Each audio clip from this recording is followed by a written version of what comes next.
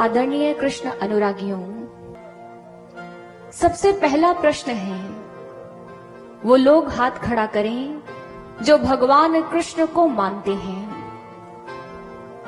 जल्दी कीजिए, नीचे कर लीजिए। अब वो लोग हाथ खड़ा करें जो भगवान कृष्ण को जानते हैं। नीचे कर लीजिए। जब हमने कहा मानना, आपने तुरंत हाथ खड़ा किया, लेकिन जब हमने पूछा जानना, तब आप एक कश्मकश में फंस गए, क्योंकि आप इस दुविधा में फंस गए कि मानना और जानना में क्या अंतर है। मानना का अर्थ होता है भगवान को मान लेना। जो हमने आज तक भगवान की कथाओं को सुना, बस उसे हृदय में धारण किया और ये स्वीकार किया कि हाँ, इस सृष्टि को चलाने वाला भगवान है। लेकिन जानना किसे कहते हैं? जानना का अर्थ होता है देखना, उससे परिचय करना। इसलिए गोस्वामी जी बहुत सुंदर रामचरितमानस में लिखते हैं, जाने बिन ना होए प्रतीति, बिन प्रतीति होए नहीं प्रीति। प्रीति बिना नहीं भक्ति दृढ़ाई, जिमी खगपति जल कै चिकनाई। कितना सुंदर लिखा कि जब तक भगवान को जाना नहीं, जब तक उससे परिचय नहीं हुआ, तब तक आपका उस पर विश्वास स्थिर नहीं हो सकता। और जब तक विश्वास नहीं, तब तक प्रेम नहीं। और ऐसा प्रेम जो भगवान को बिना देखे हम करते हैं, ये प्रेम जानते हो कैसा है? गोस्वामी जी कहते हैं, जैसे आप तेल और पानी को एक बर्तन में मिला दो, आप उसे जब तक हिलाते रहोगे आपको लगेगा तेल और पानी मिल गया है। लेकिन जरा हाथ बाहर निकाल कर देखो, तेल अलग और पानी अलग होगा। हमारी भक्ति भी भगवान को देखे बिना ऐसी ही है। जब तक भगवान के मंदिर में बैठे हैं, भगवान के पंडाल में बैठे हैं, हमें लगता है हमसे श्रेष्ठ भक्त कोई है ही नहीं। जरा इस पंडाल को छोड़कर बाहर जाइए, एक कदम बाहर निकालेंगे, माया आकर आप पर प्रभाव डालेगी और आप भक्ति उस भगवान को ही भूल जाओगे। इसलिए गोस्वामी जी ने शर्त रखी कि अगर भगवान से प्रीति करनी है, अगर भगवान पर अपना अटूट विश्वास स्थापित करना है, तो सबसे पहले उसे देखना होगा, उससे जानना होगा, उससे परिचय करना होगा। लेकिन अफसोस, हम ये तो कहते हैं कि हम भगवान कृष्ण को मानते हैं, हम भगवान राम को मानते हैं। क्या कभी दृढ़ स्वर में ये कह पाओगे कि हाँ, हम कृष्ण की मानते हैं, हाँ, हम राम की मानते हैं? भगवान ने जो हमें आज्ञा दी, जिस कार्य को पूर्ण करने के लिए उन्होंने हमें आदेश दिया, हाँ, हमने प्रभु का वो आदेश पूर्ण किया है, हम सच्चे भक्त बन पाए हैं। क्या ऐसा कह पाओगे प्रभु से? ये दिव्य कथा जो आपको ये मंच दिखाई दे रहा है, हो सकता है आपको ये कोई साधारण मंच लगे, लेकिन अगर हमारी दृष्टि से देखोगे तो हमें लगता है यहाँ इस स्थान पर बांके बिहारी खड़े हैं और उनकी दोनों भुजाएं खुली हुई हैं, जो आपका आलिंगन करने के लिए, आपको हृदय से लगाने के लिए आपके क्षेत्र में पधारे हैं, जो आपसे मिलने आए हैं। इसलिए कृष्ण अनुरागियों, ये बेला है, ये समय है अपने प्रभु को जानने का, उनका दर्शन करने का और सही मायने में उनके सच्चे भक्त कहलाने का। कल जिस भक्त की गाथा को हमने सुना, वो भक्त भी इसी धरा पर उसने जन्म लिया, जूनागढ़ के भीतर, जिसका नाम बच्चे बच्चे की जुबान पर सजा रहता है, उसका नाम है नरसिंह मेहता। जब मुख से बोलना आरंभ किया तो सबसे पहला शब्द क्या फूटा? राधे श्याम, राधे श्याम, राधे श्याम। अपने प्रभु के नाम को उसने अपनी श्वासों रूपी तारों पर ऐसा झंकृत किया कि कभी श्याम से उस नरसी को कोई अलग नहीं कर पाया। नरसी जानता था कि भक्ति के 3 चरण होते हैं, उपहास, विरोध और अंततः स्वीकृति। भक्तों का उपहास भी किया जाता है, उनका विरोध भी होता है, लेकिन अंततः उनकी भक्ति को स्वीकार भी किया जाता है। नरसी के साथ भी यही हुआ। नरसी तो अपने श्याम की बंसी को सुनकर आनंद से मंत्र मुग्ध हुआ रहता, लेकिन आसपास के जो लोग थे वो नरसी की भक्ति को देखकर उसका उपहास करते। नरसी की जो पत्नी थी माणिक बाई, उनकी मृत्यु हो गई। तभी नागर जाति के जो प्रमुख थे सारंगधर अचानक सुबह सुबह ही आज नरसी के घर आ गए।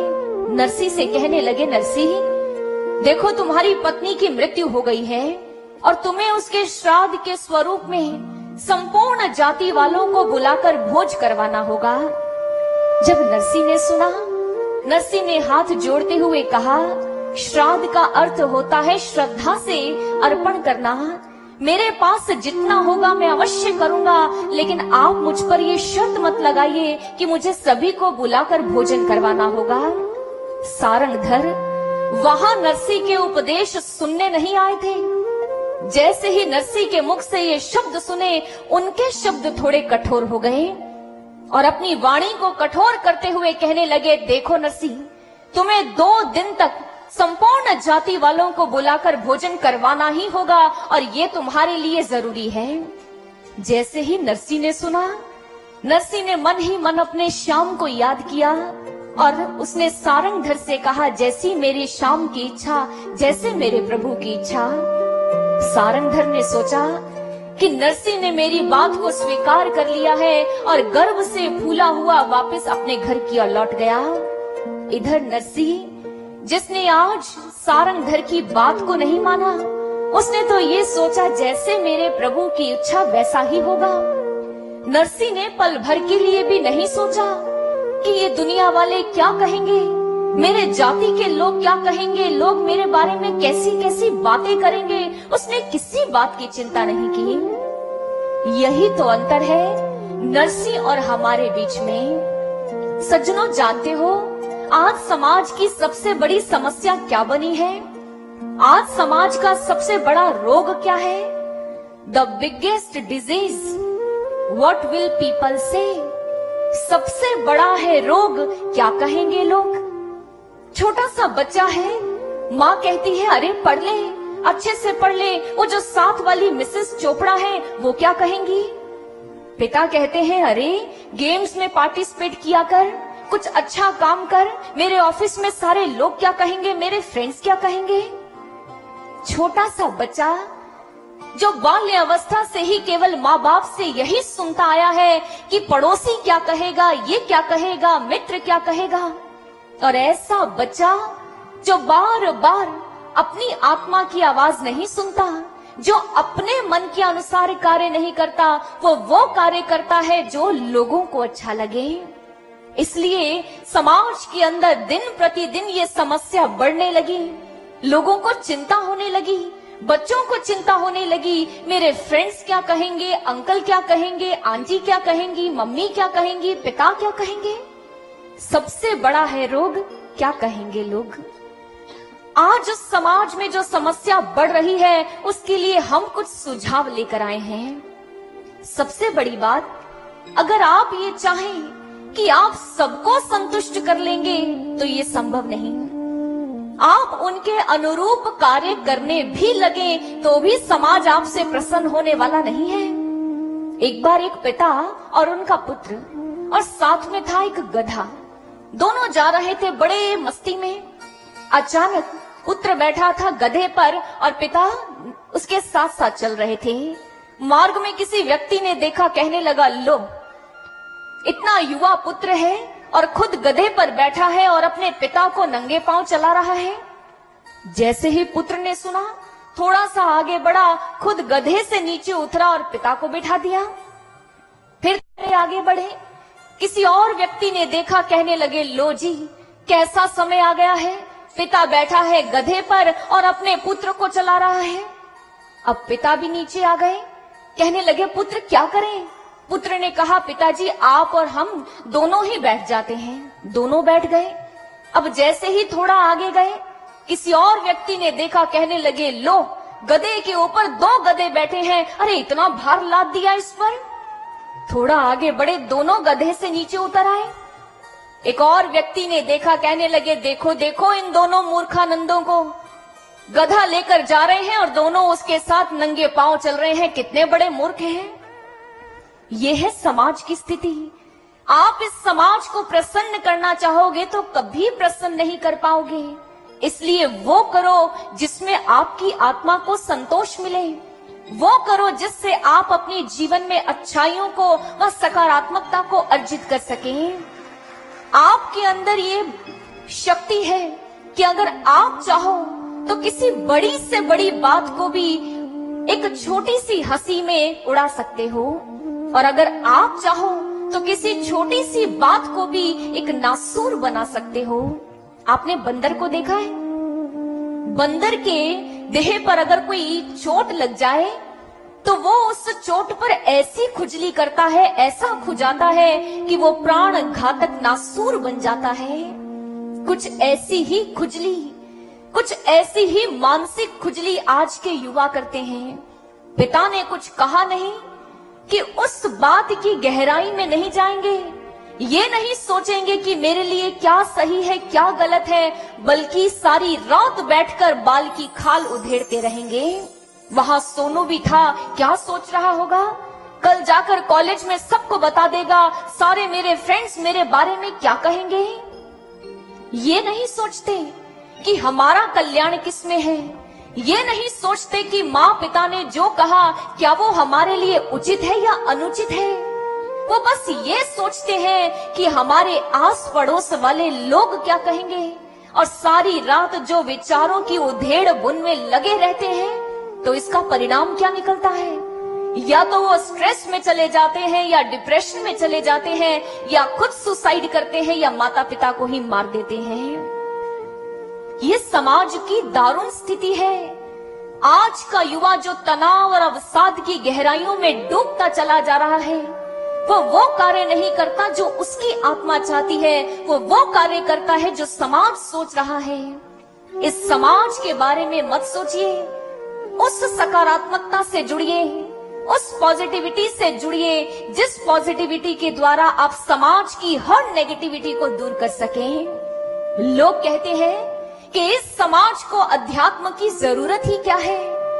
हम कहते हैं कि इस समाज को केवल मात्र अध्यात्म की ही जरूरत है, क्योंकि अगर आज के मानव को, आज की युवा पीढ़ी को कोई जागृत कर सकता है, उसे कोई पॉजिटिव बना सकता है, तो केवल अध्यात्म बना सकता है। जानते हो अध्यात्म कैसे कार्य करता है? अध्यात्म हमें डॉल्फिन की तरह बनाता है।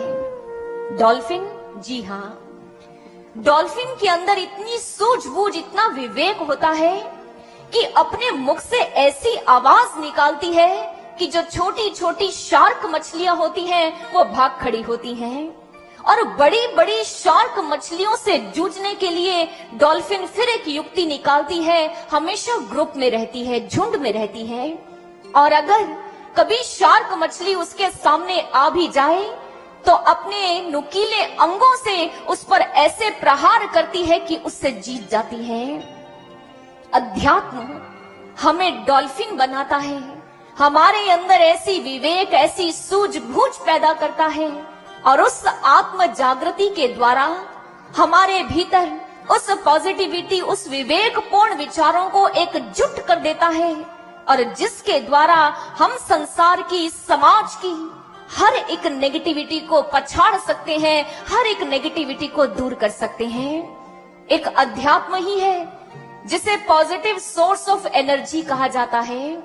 जिस समय आपकी जो अंतर आत्मा है वो जागृत हो गई, आप उस सकारात्मकता के सोर्स से जुड़ गए, तो फिर कभी कोई आपको नेगेटिव नहीं कर पाएगा। कभी कोई भी अपशब्द, कोई भी विचार आपको तनाव या अवसाद की गहराइयों में नहीं गिरा पाएगा। फिर कभी कोई युवा सुसाइड करने के लिए आगे नहीं बढ़ेगा, तब जाकर उसका मन, उसकी अंतर आत्मा संतोष को पाएगी जब अध्यात्म से जुड़ा होगा। इसलिए सज्जनों, इस समाज की जो सबसे बड़ी अनिवार्यता इस समय है वो है अध्यात्म, वो है पॉजिटिविटी, वो है सकारात्मकता, ताकि हमारा जीवन नरसी की भांति बने। जिसके जीवन में इतनी सकारात्मकता है, उसकी सोच, उसकी बुद्धि जो श्याम के चरणों में समर्पित है, आज उसके मुख से यही शब्द फूटे, जैसी मेरी शाम की इच्छा, जैसी मेरी मनमोहन की इच्छा। और देखिए प्रभु की इच्छा कैसी है। आज जब नरसी ने प्रभु के चरणों में समर्पण किया तो हमारे प्रभु ने उसके लिए कितने द्वार खोल दिए। शाम हुई, चौराहे पर बैठे थे नागर जाति के कुछ लोग। कुछ धनी व्यापारी वहां आए और आकर उन लोगों से पूछा, क्या यहाँ कोई आसपास कोई धनवान सेठ रहता है? वो जो जाति वाले थे पहले ही नरसी से बड़ी ईर्ष्या करते थे। उपहास करते हुए नरसी के घर की ओर इशारा किया, कहने लगे, वो देख रहे हैं, अरे वो है नरसी भगत का घर, बड़े धनवान सेठ है, जाइए जाइए, वो आपकी सहायता अवश्य करेंगे। अच्छा, आपको हुंडी लिखवानी है द्वारिका के लिए, वो आपकी मदद अवश्य करेंगे, आपकी हुंडी अवश्य द्वारिका में स्वीकृत हो जाएगी। हुंडी जानते हो ना क्या है? पहले के समय में जब एक स्थान से दूसरे स्थान पर जाते थे तो जो मार्ग होता था बड़ा विकट होता था, इसलिए उस समय धन को साथ लेकर यात्रा नहीं करते थे, हुंडी लिखवा कर ले जाते थे। जिस जगह जा रहे थे वहां पर रहने वाले किसी सेठ के नाम, यहाँ इस सेठ को धन देते थे, हुंडी लेते थे, दूसरे सेठ के पास जाते थे और जाकर हुंडी पकड़ाकर अपना पैसा लेते थे। और जैसे ही उन व्यापारियों ने सुना, द्रुत गति से पहुंच गए नरसी के घर की ओर, और जैसे ही द्वार पर दस्तक दी, नरसी ने द्वार खोल दिया। द्वार खोलकर उनका स्वागत किया, कहने लगे, आपका यहाँ कैसे आना हुआ? उन व्यापारियों ने कहा कि हमें द्वारिका के नाम एक हुंडी लिख दीजिए। जैसे ही सुना, नरसी ने कहा, आपको मेरा पता किसने दिया? उसने इशारा करते हुए कहा कि वो चौराहे पर कुछ लोग बैठे थे और उन्होंने कहा कि द्वारिका में आपकी बहुत बड़ी पेड़ी है, आपकी हुंडी अवश्य वहाँ स्वीकार होगी, इसलिए जल्दी कीजिए, 700 रुपए लीजिए और हुंडी लिख दीजिए। नरसी की अंतरात्मा ने सुना और एक ही स्वर उसके अंतरात्मा से फूटा कि हो ना हो, ये मेरे प्रभु की कोई कृपा है। 700 रुपए आए हैं ताकि मैं अपने जाति वालों को भोजन करवाऊं, लेकिन मैं हुंडी किसके नाम लिखूं? तब नरसी की अंतरात्मा से फिर एक आवाज आई, नरसी, तू द्वारिका में किसको जानता है? नरसी ने कहा, मैं तो केवल अपने श्यामल शाह सेठ को जानता हूँ, अपने वासुदेव को जानता हूँ और किसी को नहीं जानता। उसी क्षण अंतरात्मा ने कहा, नरसी, तो फिर हुंडी लिख दे अपने श्यामल शाह सेठ के नाम पर। और नरसी ने यही किया। अपने श्यामल शाह सेठ के नाम पर हुंडी लिखते हुए उसने प्रणाम लिखा और कहा, हे श्यामल शाह सेठ, हे मेरे वासुदेव, हे मेरे द्वारिका वासी, आप अपने इस नरसी का प्रणाम स्वीकार कीजिए। यहाँ इन व्यापारियों से मैंने 700 रुपए लिए हैं और आपके नाम हुंडी लिख दी है। इस हुंडी को लेकर इन्हें 700 रुपए दे दीजिएगा, मेरा प्रणाम स्वीकार कीजिएगा। हुंडी पकड़ाई व्यापारियों को और व्यापारी चल दिए द्वारिका की ओर। ज्यों ही द्वारिका नगरी में पहुँचे, प्रभु के मंदिर में दर्शन करने जाना चाहते हैं, लेकिन सबसे पहले सेठ श्यामल शाह को ढूंढ रहे हैं। जाकर देखा बहुत से सेठ बैठे हैं, उनके बहुत सारे मुनीम भी दिखाई देते हैं। जब मुनीमों से जाकर अपने सेठों का नाम पूछा तो श्यामल शाह सेठ कहीं नजर ही नहीं आए। व्यापारी आपस में बातें करने लगे, अरे सुना था कि नरसी बड़ा धर्मात्मा है, भगवान का बड़ा भक्त है, अरे इसने तो हमारे साथ छल कर दिया, यहाँ तो कोई श्यामल शाह सेठ है ही नहीं। इधर व्यापारी आपस में बातें कर रहे हैं और उधर नरसी ने भोजन का आयोजन किया, सबको भोजन करवाया। उसे याद आया कि सारे व्यापारी द्वारिका पहुंच गए होंगे। द्रुत गति से गया और अपने प्रभु की मूर्त के समक्ष हाथ जोड़कर खड़ा हो गया। कहने लगा, हे मेरे श्याम, हे मेरे मुरारी, मैंने तेरे नाम की हुंडी लिखी है, क्या मेरी इस हुंडी को स्वीकार नहीं करोगे? क्या मेरे मान को नहीं रखोगे, मेरी प्रतिष्ठा को नहीं रखोगे? आपने तो हमेशा ही भक्तों की लाज रखी है, आपने तो हर युग में अवतार लेकर बारंबार भक्तों का रक्षण किया है, क्या मेरी रक्षा नहीं करोगे? और हमारे प्रभु नरसी की प्रार्थना को स्वीकार कर अक्रूर जी से कहा, चलिए अक्रूर जी, आपको मुनीम का वेश धारण करना है और हमें सेठ श्यामल शाह का रूप बनाना है और अपने नरसी की जो प्रार्थना है उसे पूर्ण करना है। अक्रूर जी ने कलम और दावात ली और चल दिए अपने प्रभु के संग द्वारिका नगरी की ओर। द्वारिका की एक चबूतरे पर जाकर अक्रूर जी मुनीम बनकर बैठे और हमारे साक्षात नारायण अपने भक्त की पुकार पर सेठ श्यामल शाह का रूप बनाकर बैठ गए। वो जो धनी व्यापारी सेठ श्यामल शाह को ढूंढ रहे थे, जब आज द्वारिकाधीश के मंदिर में पहुंचे, अचानक उनकी दृष्टि पहुंची एक अलग से सेठ के मुख पर, जिस सेठ के मुख पर बड़ी ही दिव्य आभा थी। एक व्यापारी ने दूसरे से कहा, अरे जरा देख तो सही, हमने इनसे इनका परिचय तो पूछा ही नहीं, कहीं यही सेठ श्यामल शाह तो नहीं है? दूसरे व्यापारी ने कहा, चल चलकर पूछ लेते हैं। चारों व्यापारी वहां पहुंचे, जाकर सेठ जी की ओर देखते हुए बोले, आपका नाम क्या सेठ श्यामल शाह है? नीचे बैठे हमारे अक्रूर जी जिन्होंने मुनीम का रूप बनाया था, कहने लगे, क्यों, आपको क्या काम है? धनी व्यापारियों ने कहा, जी हम हुंडी लिखवा कर लाए हैं, नरसी भगत ने जूनागढ़ से हुंडी लिखकर भेजी है और हम सेठ श्यामल शाह को ढूंढ रहे हैं। जैसे ही प्रभु ने भक्त का नाम सुना, कहने लगे, हाँ हाँ हम ही हैं सेठ श्यामल शाह, लाओ हुंडी दो जो हमारे नरसी ने लिख कर दी है। उसी क्षण वो हुंडी हमारे प्रभु ने अपने हाथों में पकड़ी और उसमें अपने नरसी का प्रणाम स्वीकार किया और मुनीम जी से कहा, 700 रुपए निकालिए और इन व्यापारियों को दे दीजिए। 700 रुपए लिए नरसी भगत की महिमा गाते हुए कहने लगे, नहीं नहीं, हमने ऐसे ही उन पर संशय किया, वो तो कितने बड़े धर्मात्मा हैं, हमें ही सेठ नहीं मिले, लेकिन नरसी ने कोई भूल नहीं की। नरसी की भी महिमा गाई, द्वारिकाधीश की भी महिमा गाई और प्रभु का दर्शन कर प्रस्थान कर गए।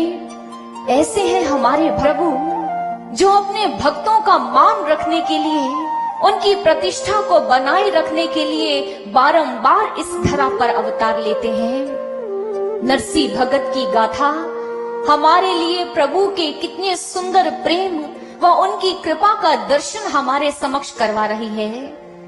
हमारे प्रभु, हमारे श्री हरि, जिन्हें भक्त वत्सल कहा जाता है, अर्थात जो भक्तों की प्रार्थना को सुनकर अनसुना कभी नहीं करते। जानते हो, श्री हरि हमारे विष्णु को पालनहार भी कहा जाता है, क्योंकि वो अपने भक्तों का पालन करते हैं, उनका संरक्षण करते हैं, उन्हें हर दुविधा हर संकट से बचाते हैं। शुकदेव जी महाराज जो परीक्षित को श्री हरि की कथाएं सुना रहे हैं, परीक्षित के मन में एक प्रश्न उठा।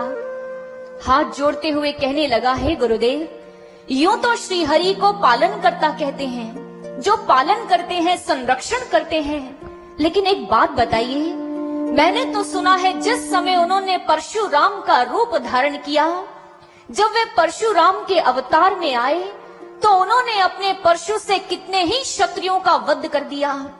ये कितनी विरोधाभास बात है, कितना विरोध है इस बात में कि एक और वो पालन करता है और दूसरी ओर उनके हाथों से संहार हुआ।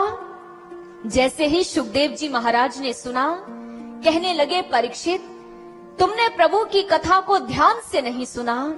हमारे प्रभु की कथा बड़ी अनुपम है, और यदि उन्होंने अपने हाथों में शस्त्र भी उठाए, तो उन शस्त्रों को उठाने के पीछे कोई हिंसा नहीं थी, उसके पीछे भी भक्तों का संरक्षण था।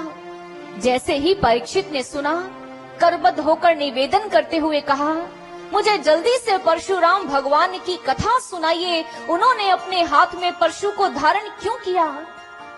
जैसे ही शुकदेव जी महाराज ने सुना, कहने लगे, परीक्षित ध्यान से सुनो। हय वंशी राजा जिसका नाम था अर्जुन, जिसने भगवान दत्तात्रेय की पूजा की, उपासना की, तपस्या से प्रसन्न होकर भगवान दत्तात्रेय ने उसे सहस्रों भुजाओं का वरदान दे दिया, और इसी के कारण उसका नाम सहस्र अर्जुन पड़ गया।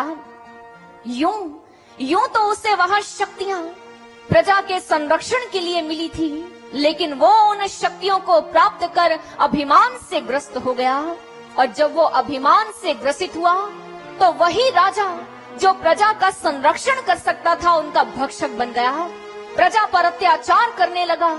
और इतना ही नहीं, उसने गुरुकुलों और आश्रमों की संस्कृति को समाप्त करने के लिए अपने सभी सैनिकों को आदेश दिया कि जाकर सभी गुरुकुलों और आश्रमों को अग्नि लगा दो, उन्हें खत्म कर दो। सहस्त्र अर्जुन को एक चिंता थी, क्योंकि हमारे समाज में सदैव ही धर्म संसद की स्थापना होती रही है। ऋषि महर्षि मिलकर धर्म संसद बनाते थे ताकि राजा सत्ता के मद में चूर होकर कहीं वह भ्रमित न हो जाए, उसे दिशा दिखाने के लिए धर्म संसद का निर्माण किया जाता था।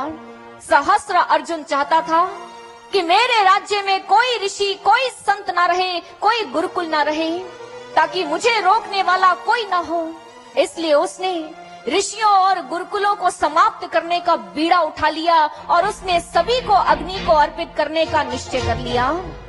सारे गुरुकुलों को आग लगा दी गई। जो विद्यार्थी पढ़ते थे, जो गुरु वहां पर बैठते थे, वे सब वहां से भाग खड़े होते। और इसी नरसंहार को जिसे जमदग्नि ऋषि ने भी देखा, वे भी कभी एक स्थान से दूसरे स्थान, कभी दूसरे स्थान से तीसरे स्थान की ओर भ्रमण करते रहते। इस प्रकार सहस्त्र अर्जुन का जो पाप था, जो अत्याचार था, उसका जो अनाचार था, वो दिन प्रतिदिन बढ़ता चला गया। सरस्वती का हनन हुआ, प्रजा का भक्षण हुआ और प्रजा पर होते अत्याचारों को हमारे श्री हरि अनदेखा न कर पाए। और उसी क्षण उन्होंने देवी रेणुका के गर्भ से एक सुंदर से बालक के रूप में जन्म ले लिया। उस बालक का नाम राम रखा गया। बाल्य अवस्था से ही राम ने केवल सहस्त्र अर्जुन के अत्याचारों को देखा कि कैसे हमारे आश्रमों को अग्नि को समर्पित कर दिया जाता है, कैसे आश्रम में पढ़ने वाले विद्यार्थियों को, यहाँ तक कि मेरे माता और पिता को भी पशुओं की भांति एक स्थान से दूसरे स्थान पर पलायन करना पड़ता है। जब उस नन्हे से बालक राम ने इस विनाश लीला को देखा तो अपने पिता के पास पहुँच गए। कहने लगे, पिताश्री आप मुझे शस्त्र विद्या दीजिए। ऋषि जमदग्नि ने सुना, कहने लगे, राम मैं शस्त्र विद्या नहीं शास्त्र विद्या देता हूँ और उसका ज्ञान तुम्हें अवश्य मिलेगा। राम ने कहा, नहीं पिताश्री, मुझे शास्त्रों का ज्ञान तो चाहिए, लेकिन मुझे शस्त्रों का ज्ञान भी चाहिए ताकि मैं सहस्त्र अर्जुन के आतंक को खत्म कर सकूं। जैसे ही ऋषि जमदग्नि ने सुना, कहने लगे, नहीं पुत्र, तुम एक भार्गव हो, तुम ऋषि पुत्र हो और तुम्हारे हाथों में शस्त्र अच्छे नहीं लगते, तुम केवल शास्त्रों का अध्ययन करो। जब राम ने देखा कि मेरे पिता ने मेरी बात को अस्वीकार किया, क्रोधावस्था में पहुंच गए कैलाश पर्वत पर भगवान शिव के पास और भगवान शिव से जाकर प्रार्थना की कि हे महादेव, आप मुझे अपने शिष्य के रूप में धारण कीजिए और मुझे शस्त्र विद्या सिखाइए। भगवान शिव ने सुना, कहने लगे, राम लेकिन तुम तो एक भार्गव हो, एक ऋषि हो और ऋषि के हाथ में शस्त्र, बड़ी विचित्र बात है। राम ने सुना, कहने लगे, महादेव जब क्षत्रिय अपना कर्म भूल जाएं, तो मुझे लगता है भार्गव भी अपना धर्म छोड़ दें तो ये कोई अन्याय नहीं होगा। आप देख नहीं रहे कि इस समय इस धरा पर, इस भूलोक पर क्या हो रहा है? अन्याय चारों ओर बढ़ रहा है। सहस्त्र अर्जुन का पाप चरम सीमा को छू चुका है। देवी सरस्वती का हनन हो रहा है। और यदि हमें शास्त्रों की रक्षा करनी है, यदि हमें अपने गुरुकुलों को बचाना है, यदि हमें अपने आश्रमों की रक्षा करनी है, तो हमें शस्त्र उठाने ही होंगे। भगवान शिव ने जैसे ही सुना, कहने लगे, राम तुम्हारे हृदय के भीतर लोक मंगल की ऐसी कामना है, इसे सुनकर हम प्रसन्न हुए और हम तुम्हें वचन देते हैं कि हम तुम्हें अपने शिष्य के रूप में अवश्य स्वीकार करेंगे। हम तुम्हें अपनी संहारक शक्ति का एक भरपूर अंश तुम्हें प्रदान कर देंगे। हम तुम्हें पशुपातास्त्र की भी शिक्षा देंगे, तुम्हें धनुर्विद्या में आचार्य बना देंगे। हम तुम्हें अपने शिष्य के रूप में स्वीकार करते हैं, राम स्वीकार करते हैं। भगवान शिव ने उस समय राम को अपने शिष्य के रूप में स्वीकार कर लिया। वो राम जिसके हृदय के भीतर क्रोध की ज्वालाएं जन्म ले रही थी, जो सहस्त्र अर्जुन के पाप और अन्याय और अत्याचार को देखकर क्रोधित हो उठे थे, वे राम भगवान शिव के पास गए। राम के भीतर अवश्य ही क्रोध ने जन्म लिया था, अवश्य ही उनके भीतर बहुत आवेश था, लेकिन उन्होंने अपने उस क्रोध को एक संकल्प के रूप में बदल दिया। अपने रक्त के उबाल को, अपने भीतर जो ऊर्जा थी, उसे एक सही दिशा प्रदान की और तप करने के लिए भगवान शिव के पास उपस्थित हो गए। बहुत अंतर है भगवान परशुराम में और हमारे जीवन में। भगवान परशुराम को भी क्रोध आया, उन्हें भी सहस्त्र अर्जुन के अत्याचारों को देखकर उनके रक्त में भी उबाल उठा, लेकिन उन्होंने उस क्रोध, उस रक्त के उबाल को केवल एक सकारात्मक दिशा दी, एक सही दिशा की ओर मोड़ा और उसे एक संकल्प के रूप में बदल दिया। सज्जनों, क्रोध हमें भी आता है, गुस्सा हमें भी आता है कि नहीं? जरा हाथ खड़ा करके बताइए, कितने लोग हैं जिन्हें दिन में बहुत बार गुस्सा आ जाता है, थोड़ा बहुत भी आता है? आस पड़ोस वाले को मत देखिए, खुद के बारे में बताइए, किसे किसे आता है गुस्सा? सभी को आता है लगभग। क्या करते हो जब गुस्सा आता है? खून में उबाल उठता है, ऐसा लगता है कि उसने हमें ऐसे अपशब्द कह कैसे दिए। लेकिन सज्जनों, आपको नहीं लगता कि हमारी स्थिति एक मशीन की तरह हो गई है? कोई हमारी प्रशंसा करता है तो हम बड़े खुश हो जाते हैं, कोई हमें अपशब्द कहता है तो हमारे भीतर एक क्रोध की ज्वालाएं जन्म लेने लगती हैं। ये तो बिल्कुल वैसा है जैसे आपने स्विच ऑन किया और जल गया, आपने स्विच ऑफ किया और बंद हो गया। नहीं लगता कि एक इंसान नहीं, मशीन बनकर रह गया है? एक बार गुरुदेव श्री आशुतोष महाराज जी एक दृष्टांत सुना रहे थे, और वो दृष्टांत इस समय इस स्थान पर सुनना बहुत अनिवार्य है। गुरुदेव ने बताया कि एक बार दो मनोवैज्ञानिक एक रेस्टोरेंट में बैठकर भोजन कर रहे थे। अचानक एक मनोवैज्ञानिक ने कहा कि आजकल तो इंसान मशीन बन गया है। दूसरे मनोवैज्ञानिक ने कहा, ये कैसे कह सकते हो कि वो मशीन बन गया है? पहले वाले मनोवैज्ञानिक ने कहा, चलो दिखाता हूँ। जब बाहर निकले, रास्ते में देखा उन्होंने एक व्यक्ति है जिसके हाथ में एक टोकरी है और उसमें खूब सारे अंडे भरे हुए हैं। जैसे ही पहले वाले मनोवैज्ञानिक ने उसे देखा, वो उसका चिर परिचित था, और उसी क्षण उसने क्या किया, एक बुलंद स्वर में उसने कहा, अटेंशन। और जैसे ही अटेंशन सुना, उस व्यक्ति के हाथ में जिसमें टोकरी थी, उसने टोकरी हाथ से छूट गई और सैल्यूट की मुद्रा में खड़ा हो गया। थोड़ी ही देर बाद जब उसे होश आया कि टोकरी नीचे गिर गई, मेरे सारे अंडे फूट गए, तो उसने पास में खड़े उन दोनों मनोवैज्ञानिकों की ओर देखते हुए कहा, ये क्या किया आपने? ये कैसा भद्दा मजाक किया आपने? अरे मेरे सारे अंडे टूट गए, कितना नुकसान हो गया। वैज्ञानिकों ने कहा, हमने ऐसा क्या कर दिया? उन्होंने कहा, आप नहीं जानते क्या, 15 साल से मैं फौज में हूँ, और जैसे ही मैं अटेंशन सुनता हूँ, मुझे सैल्यूट करने की आदत पड़ चुकी है। जैसे ही आपने अटेंशन कहा और मैंने सैल्यूट करने के लिए हाथ उठाया और टोकरी नीचे गिर गई, मेरे सारे अंडे फूट गए, मेरा कितना नुकसान हुआ। मनोवैज्ञानिकों ने कहा कि आपके इस अंडों की भरपाई तो हम कर देंगे, लेकिन जो मानवता का नुकसान हुआ है उसकी भरपाई कौन करेगा? आपको नहीं लगता कि आप अपनी इन आदतों के कारण केवल एक मशीन बन गए हैं, केवल मशीन? जबकि इंसान कौन है? कहते हैं अमृतस्य पुत्रः, जो उस ईश्वर की संतान है, जो उस पार ब्रह्म परमेश्वर जो अमृत स्वरूप है, जो उसकी संतान है, उसका नाम है मानव, उसका नाम है इंसान।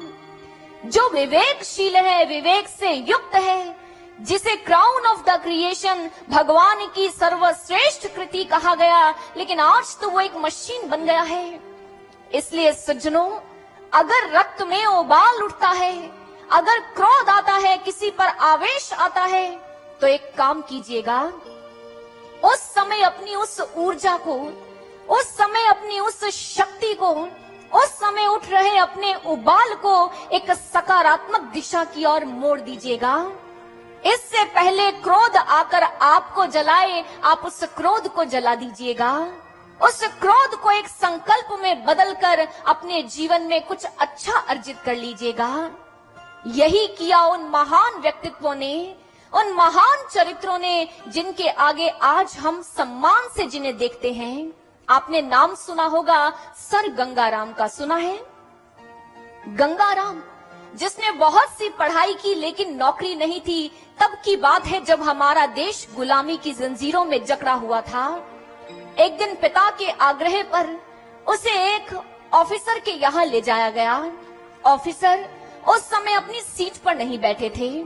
गंगाराम कक्ष में गए। उस व्यक्ति ने कहा, आप इंतजार कीजिए, ऑफिसर आते होंगे, साहब आएंगे, आप उनसे मिलना, आपको कोई नौकरी मिल जाएगी। वो चला गया। गंगाराम जाकर उस ऑफिसर की, उस साहब की कुर्सी पर जाकर बैठ गए।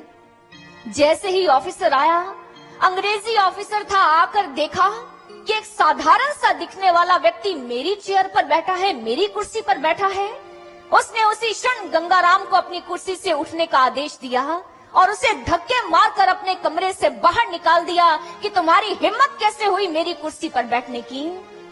उस समय गंगाराम, उनके रक्त में एक उबाल उठा। उनके मन में आया कि वे वापस जाएं और उस ऑफिसर के मुख पर एक जोरदार तमाचा जड़कर आए। लेकिन क्या गंगाराम ने ऐसा किया? नहीं। उन्होंने सोचा, अवश्य ही मैं उस कुर्सी पर बैठने के लायक नहीं हूं, मुझे पहले लायक बनना होगा। गए, इंजीनियरिंग की पढ़ाई की और तब जाकर उन्हें अंग्रेजी सरकार ने सर की उपाधि से विभूषित किया। सर गंगाराम बनकर वापस उसी ऑफिस में लौटे। और जब उस ऑफिस में आए तो वो जो साहब थे जिन्होंने पहले धक्के मारकर निकाला था, अब उनके स्वागत में हाथ जोड़कर खड़े हुए थे। जैसे ही उस व्यक्ति ने देखा, गंगाराम को देखते ही पहचान गए। कहने लगे, गुस्सा तो तुम्हें उस दिन अवश्य आया होगा, बड़े पहुंचे हुए हो। गंगाराम ने कहा, गुस्सा तो बहुत आया था और आज तक गुस्से में हूँ, लेकिन मैंने अपने गुस्से को एक संकल्प का रूप दिया, इसलिए आज आपका ऑफिसर बनकर यहाँ बैठा हूँ। अगर गुस्सा आता ही है तो क्यों ना उस गुस्से को एक संकल्प के रूप में बदलकर अपने जीवन को सुंदर बनाए। गुस्सा तो हमारे महात्मा गांधी जी को भी आया था। 7 जून 1893 दक्षिण अफ्रीका के एक रेलवे स्टेशन पर उन्हें ट्रेन से धक्के मारकर नीचे उतार दिया गया क्योंकि वो भारतीय थे। उस समय महात्मा गांधी जी ना तो चीखे और ना ही चिल्लाए। उन्होंने अपने गुस्से को शब्दों में व्यक्त नहीं किया। उन्होंने अपने क्रोध को एक संकल्प के रूप में बदल दिया और मन ही मन निश्चय किया कि आज ये गांधी एक संकल्प लेता है कि जिस प्रकार तुमने मुझे इस ट्रेन से नीचे पटका है, मैं गांधी तुम सब अंग्रेजों को अपने देश से बाहर पटक दूंगा, ये मेरा संकल्प है। उन्होंने अपने गुस्से को संकल्प में बदला और देखिए हमें स्वतंत्रता दिला दी, हमें अंग्रेजों की गुलामी से मुक्त कर दिया।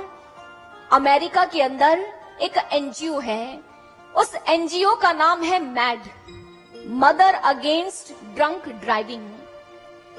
एक बार एक व्यक्ति जो शराब पीकर गाड़ी चला रहा था, अचानक उसके सामने एक बच्चा आया और उसकी मृत्यु हो गई, एक्सीडेंट हुआ और वो मर गया। उसकी माँ ने देखा, उसे पता चला कि दोषी कौन है और वो शराब के नशे में धुत था, इसलिए उसका बच्चा मर गया। उसकी माँ क्रोध में अवश्य आई, लेकिन उसने उसे अपशब्द नहीं कहे। उसने एक संकल्प उठाया कि आज मेरा बच्चा मरा है, कल किसी और का मर सकता है। इसलिए उसने एक अभियान शुरू किया और सारी माताओं को इकट्ठा किया, मदर्स अगेंस्ट ड्रंक ड्राइविंग। उसने एक एनजीओ को शुरू कर दिया, एक एनजीओ को आरंभ कर दिया। अगर करना है तो अपने क्रोध से, अपने आवेश से, अपनी उस ऊर्जा से कोई सकारात्मक कार्य करो। अपने भीतर जो बुराई है उसे दूर कर एक अच्छी दिशा की ओर बढ़ो, तब उस गुस्से का, तब उस एनर्जी का लाभ है। केवल एक मशीन बनकर मत रह जाइए। कि किसी ने अपशब्द कहे और हमने जाकर उसे बदले में अपशब्द कह दिए तो लाभ क्या हुआ? जो गुस्सा हमने किया, जो क्रोध हमने किया, उससे हमारा ही बीपी हाई होगा, हमें ही हार्ट अटैक की समस्याएं आएंगी और हमारा जीवन ही रोग से ग्रस्त होगा। इसमें किसी दूसरे का क्या गया? इसलिए क्रोध की भावनाओं से मुक्त होइए, इस क्रोध को संकल्प का रूप दीजिए, इसे एक सही दिशा प्रदान कीजिए जैसे राम ने दी। भगवान शिव के पास गए और उनसे कहा कि मुझे शस्त्रों की शिक्षा दीजिए, मैं तप करना चाहता हूँ, कुछ सीखना चाहता हूँ। भगवान शिव ने कहा, राम, कठोर तपस्या करनी होगी और कई वर्षों तक करनी होगी। राम ने कहा, जैसी आपकी आज्ञा। शिष्य के रूप में धारण किया भगवान शिव ने और उसी क्षण अपने शिष्य को आज्ञा दी तपस्या में जुट जाने की। राम कठोर तपस्या में जुट गए, कई वर्ष व्यतीत हो गए।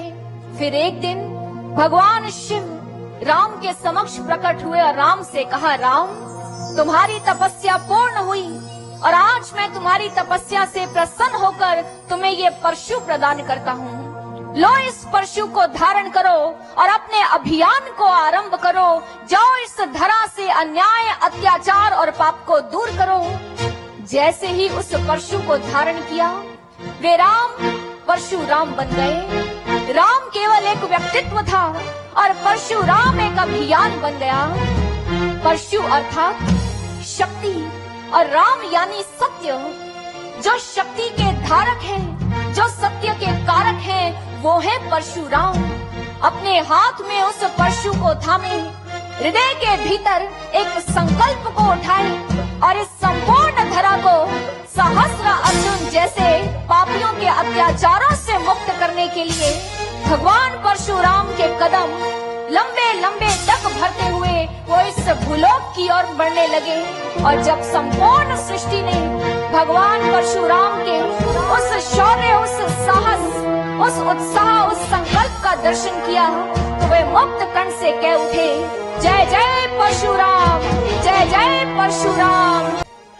हाथों में भगवान शिव से प्राप्त परशु को धारण किया और एक संकल्प लिया कि संपूर्ण भूलोक को सहस्र अर्जुन के पापों से, उसके अत्याचारों से मुक्त कर देंगे।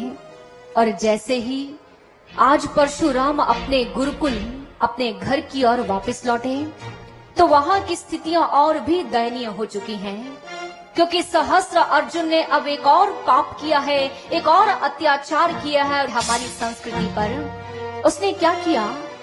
एक दिन वन में आखेट खेलने के लिए आया और तब जाकर पहुंचा ऋषि जमदग्नि के आश्रम में। जाकर ऋषि जमदग्नि से कहा कि हमारे सैनिकों और हमारे लिए भोजन की व्यवस्था करो।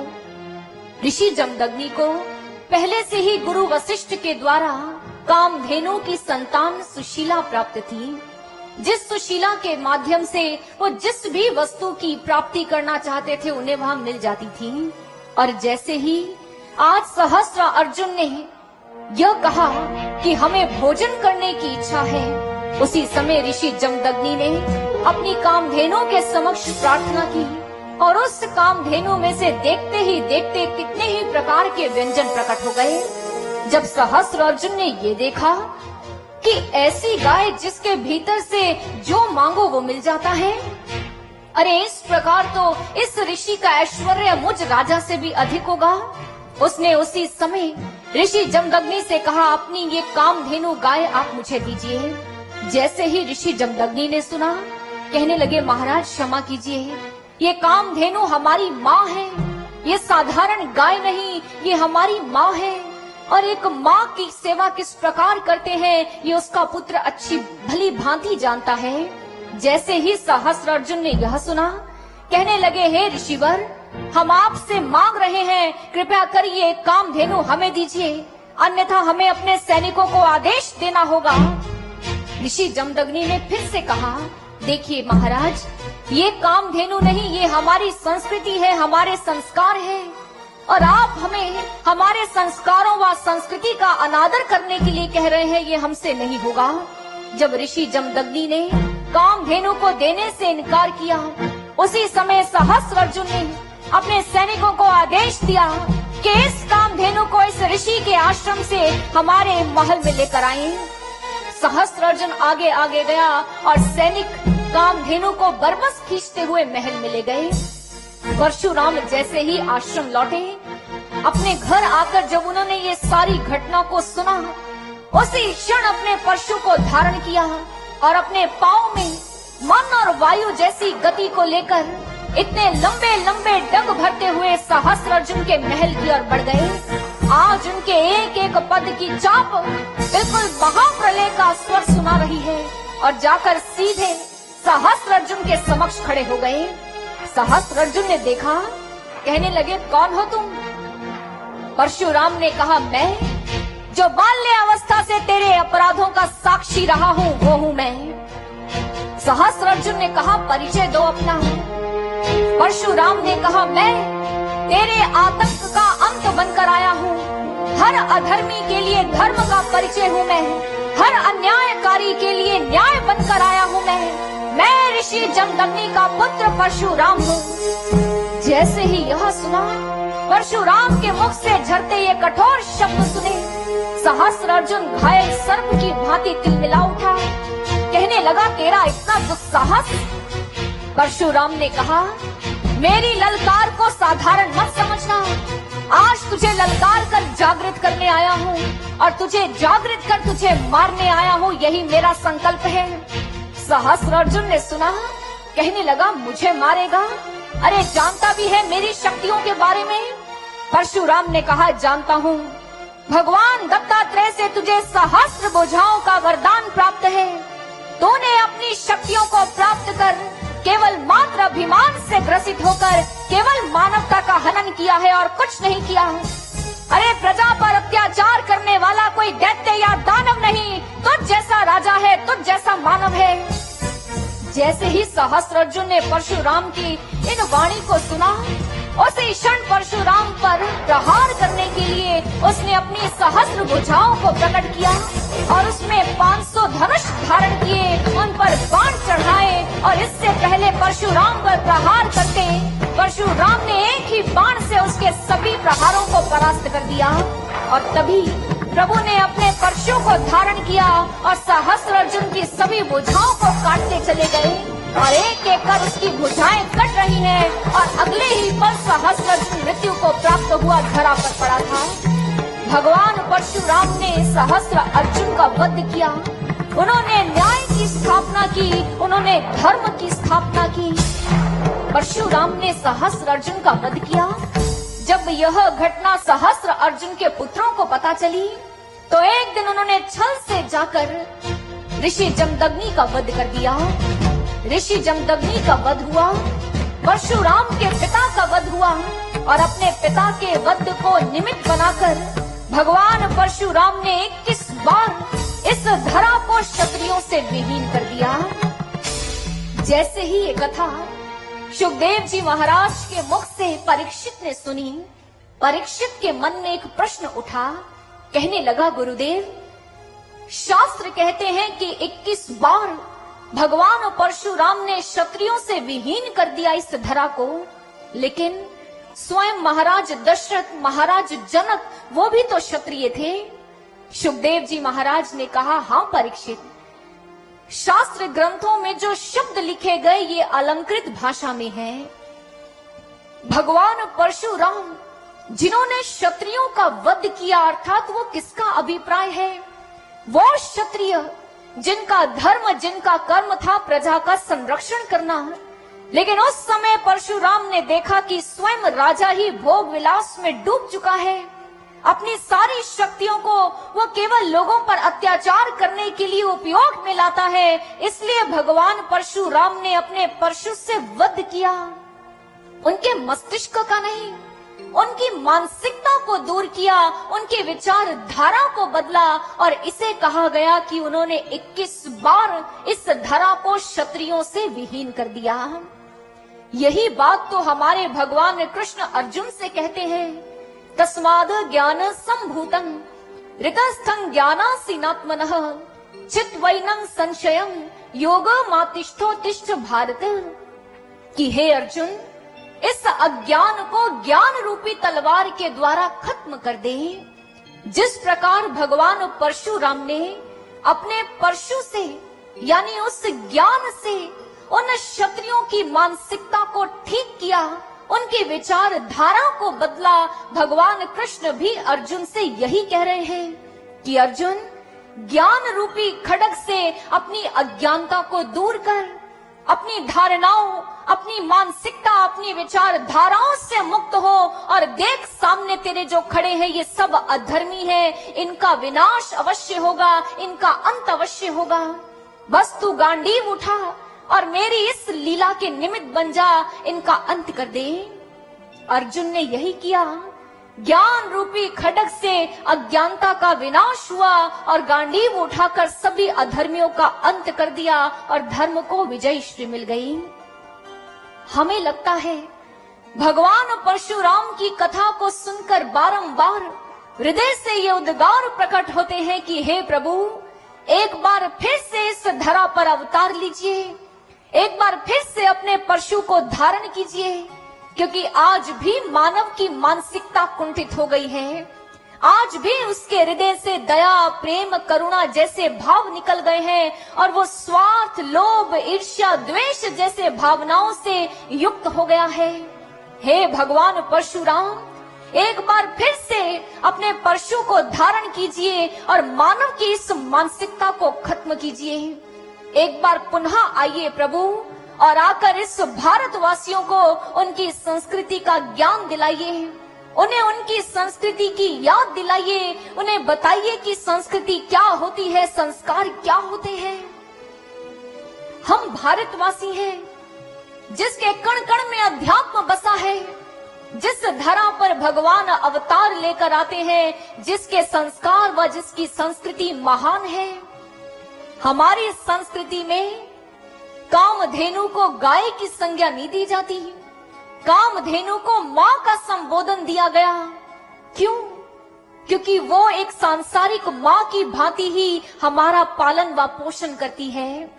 जैसे सांसारिक मां अपने बच्चे का संरक्षण करती है, उसके लिए भोजन की व्यवस्था करती है, ऐसे ही हमारी मां कामधेनु है, जो हमारे संरक्षण के लिए अपने पंचगव्य रूपी अमृत से जो हमारा पोषण करती है, उसे कहते हैं कामधेनु, उसे कहते हैं मां।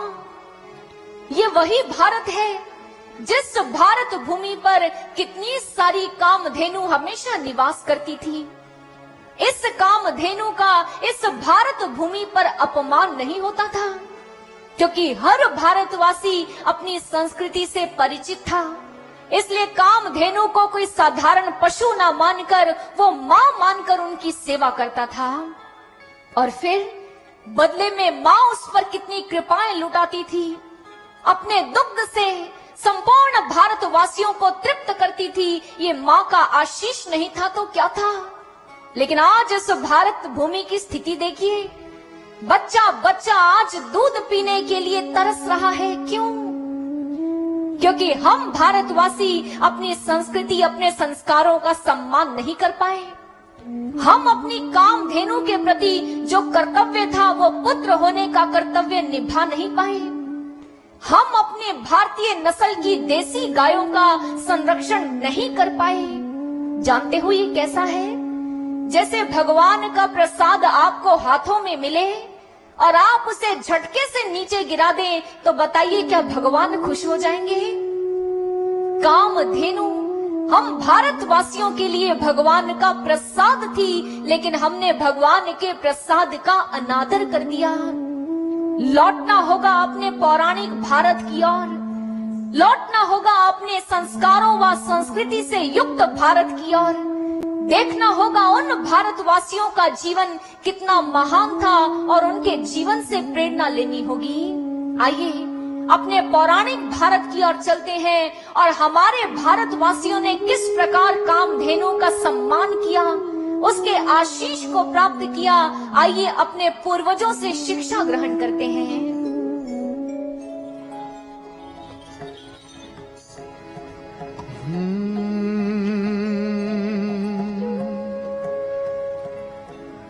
त्वं माता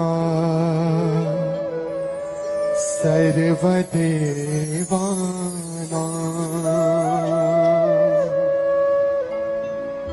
त्वं च यज्ञस्य कारणम्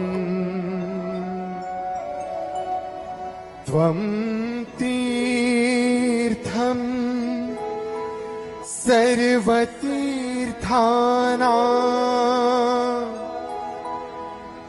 नमस्तेस्तु सदा नघे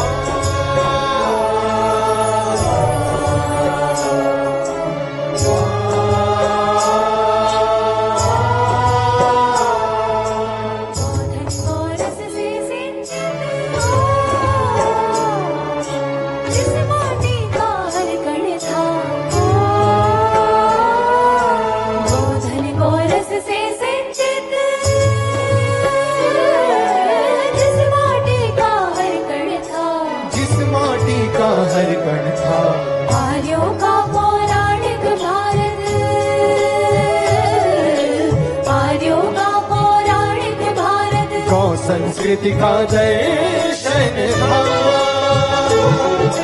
गावो विश्वस्य मातरम् गावो विश्वस्य मातरम् विश्वस्य मातरम् गावो विश्वस्य मातरम् गावो विश्वस्य मातरम् विश्वस्य मातरम्। आर्यों का पौराणिक भारत गौ संस्कृति का दर्शन था। हमारी संस्कृति में गावो विश्वस्य मातरः, गाय को माँ की संज्ञा दी गई। जो संपूर्ण विश्व की माँ है उसे कहा गया गाय। चलते हैं त्रेता युग की ओर, जहाँ श्री राम के पूर्वज हैं और नाम है दिलीप। अज्ञानतावश एक बार कामधेनु का अपमान हो गया और जिसके दंड स्वरूप वह निसंतान रहे। पहुंच गए गुरु वशिष्ठ के आश्रम में, उनसे जाकर उपाय पूछा। गुरु वशिष्ठ ने कहा कामधेनु का जाकर पालन करो, उसकी सेवा करो तो अवश्य संतान की प्राप्ति होगी। महाराज दिलीप अपनी पत्नी के संग कामधेनु को लेकर आए। पूरी तन्मयता के साथ पूरे प्राणपन से कामधेनु की सेवा में जुट गए। पुत्र होने का दायित्व निभाया, पुत्र होने का धर्म निभाया। और एक दिन जब वन के भीतर उस गाय को ले गए, अचानक पल भर की ही दृष्टि महाराज दिलीप की जरा सी उस कामधेनु से हटी तो उस कामधेनु के सामने एक सिंह आकर खड़ा हो गया। वो शेर, वो सिंह उस कामधेनु का भक्षण करना चाहता था। ज्यों ही दिलीप ने सुना, देखा, उसने कहा नहीं, ऐसा मत कीजिए, क्योंकि इस कामधेनु की रक्षा करना मेरा धर्म है। आप एक काम कीजिए, आपको तो मांस का ही भक्षण करना है, तो कामधेनु के स्थान पर आप मेरे मांस का भक्षण कीजिए। आप मुझसे अपनी भूख को शांत कीजिए, लेकिन कामधेनु को छोड़ दीजिए। ज्यों ही दिलीप के हृदय से उठते इन भावों को सुना तो कामधेनु की जो लीला थी वो सामने आ गई और वो सिंह अप्रकट हो गया। कामधेनु ने वरदान दिया कि तुम्हें अवश्य संतान की प्राप्ति होगी, मैं तुम्हारी गौ भक्ति से प्रसन्न हूँ। ऐसे ही दिलीप के वंश में जन्म लिया भगवान श्री राम ने अवतार लेकर आए, जिन्हें विश्वामित्र जी जब ताड़का का वध करने ले गए तो हमारे भगवान श्री राम ने क्या कहा? गो ब्राह्मण हितार्थाय देशस्य च हिताय च तव चैव प्रमेयस्य वचनं कर्तुं मुध्यतः, कि गौ का, ब्राह्मण का जो भी अपमान करेगा, ऐसी दूषित मानसिकता से युक्त ताड़का का मैं वध अवश्य करूंगा। ऐसे थे हमारे श्री राम। सोचिए, वो भगवान जो इस धरा पर अवतार लेता है, आकर गौ का संरक्षण करता है, क्या उसके भक्त होने पर हमारा कोई दायित्व नहीं बनता? जो हमारे पूर्वजों ने किया, क्या उससे कोई प्रेरणा लेने का हमारा कर्तव्य नहीं बनता? अपने पूर्वजों से सीखिए। श्री राम के भक्त हैं तो श्री राम ने जो किया वैसा कार्य भी कीजिए। गौ का सम्मान कीजिए, क्योंकि वो माँ है, वो माँ है, वो माँ है। तेनु धुरी रघुकुल की रही, भूपतियों ने अभय दान दिया। वंशज उन्हीं राम के हम, क्यों हमने ना सम्मान किया।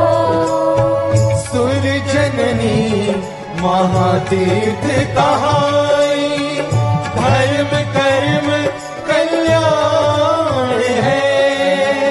उसी नंदिनी हेतु प्रभु श्री राम ने धरा मनुज तन था। आर्यों का पौराणिक भारत,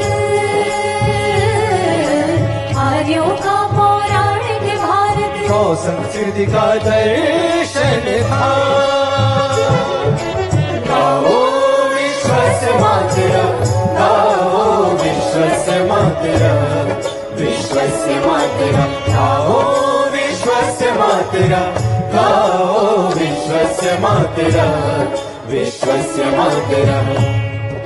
चलिए चलते हैं द्वापर युग की ओर, जहां हमारे नारायण ने कृष्ण रूप में अवतार लिया।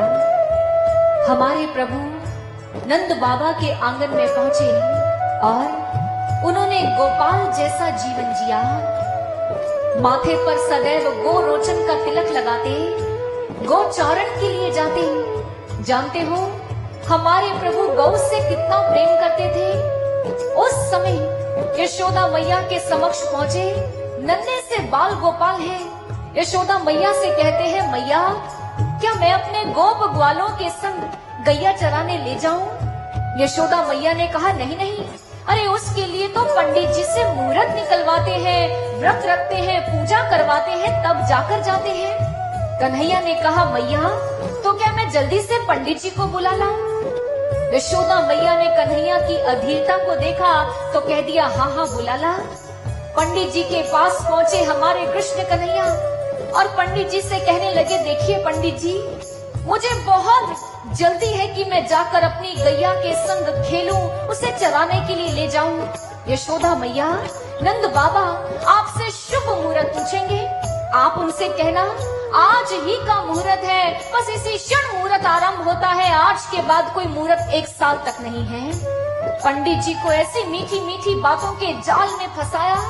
जैसे ही पंडित जी आए, यशोदा मैया नंद बाबा ने पूछा, अच्छा बताइए तो सही कि हम अपने लल्ला को गोचारण के लिए कब भेजें?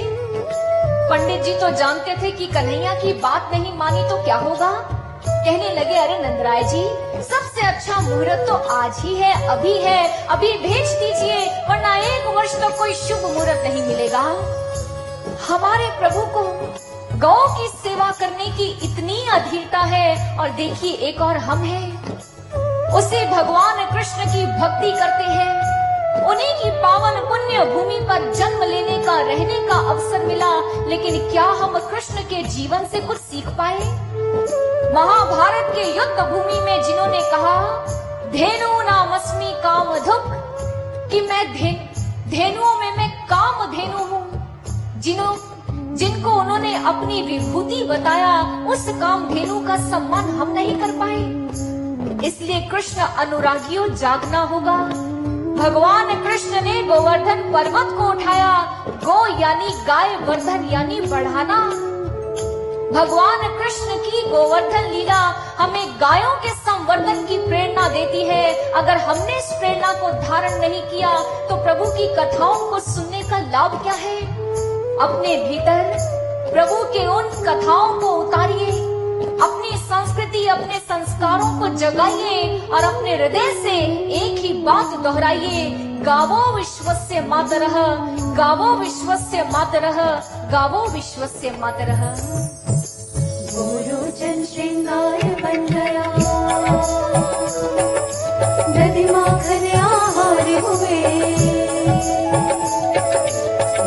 लोचन श्रृंगार बन गया, दधि माखन आहार हुए, नैया को माँ के माधव ने